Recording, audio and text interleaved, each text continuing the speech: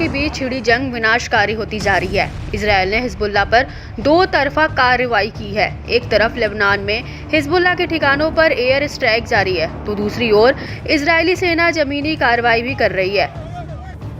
IDF के लगातार हमलों के बाद अब हिजबुल्लाह भी करो या मरो की जंग में उतर आया है। हिजबुल्लाह ने की रिहायशी इलाकों को निशाना बनाना शुरू कर दिया है और हाइफा खाड़ी और शिमोना पर लगातार रॉकेट हमले कर रहा है। इस बीच लेबनानी प्रतिरोध आंदोलन हिजबुल्लाह ने इजरायल के खिलाफ जबरदस्त ताजा जवाबी कार्रवाई की है, जिसमें कई सैन्य ठिकानों को निशाना बनाया गया है। इजरायली सेना ने शुक्रवार को पुष्टि की है कि दक्षिणी लेबनान में उसके जमीनी हमले के दौरान 12 से अधिक सैनिक मारे गए। हिजबुल्लाह ने शुक्रवार को जारी अलग अलग बयानों में कहा कि उसने कब्जे वाले क्षेत्रों के उत्तर में कई अलग अलग स्थानों पर इजरायली सेना के ग्रुपों को मिसाइलों और तोपों के गोलों से निशाना बनाया।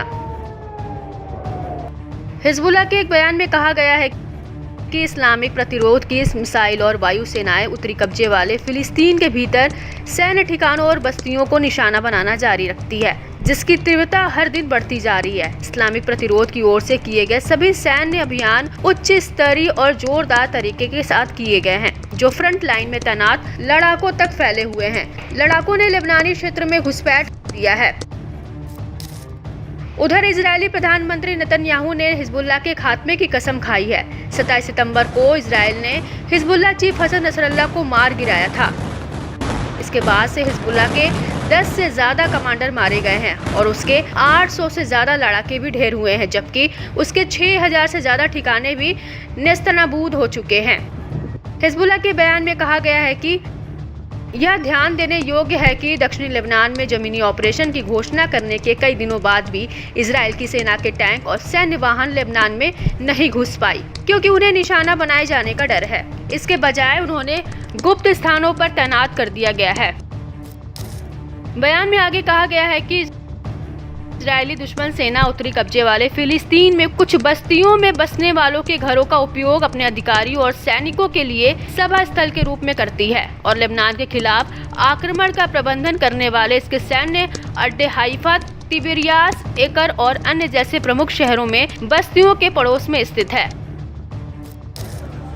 आपको बता दें कि इससे पहले हिजबुल्लाह ने कब्जे वाले गोलान हाइट्स, हाइफा और किरियात शमोना के खिलाफ हमलों की घोषणा की थी।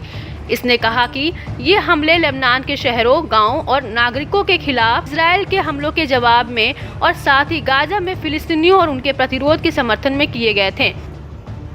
लेबनान के स्वास्थ्य मंत्रालय ने कहा कि अक्टूबर 2023 से लेबनान पर इजरायल के हमले में 2141 से अधिक लोग मारे गए हैं और 10,099 लोग घायल हुए हैं, जिनमें दर्जनों बच्चे और कई महिलाएं शामिल हैं।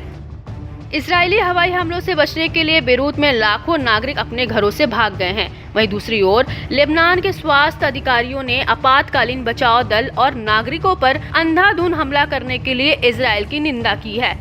रिपोर्ट्स की माने तो बौखलाया इजरायल ईरान पर जल्द हमला कर सकता है। वह 180 मिसाइलों का जवाब देने के लिए योजना बना रहा है। दोनों देशों के संघर्ष पर नजर रखने वालों का अनुमान है कि इजरायल ईरान के सैन्य ठिकानों को निशाना बना सकता है। वह सबसे पहले ईरानी एयर डिफेंस सिस्टम और मिसाइल लॉन्चिंग बेस को टारगेट कर सकता है। इससे ईरानी सेना के हौसले पस्त हो सकते हैं, जिससे उन्हें पलटवार करने में मुश्किल आएगी। अब देखने वाली बात होगी कि हिजबुल्लाह की ओर से किए गए हमले में मारे गए इजरायली सैनिकों की मौत का बदला इजरायल कैसे लेता है।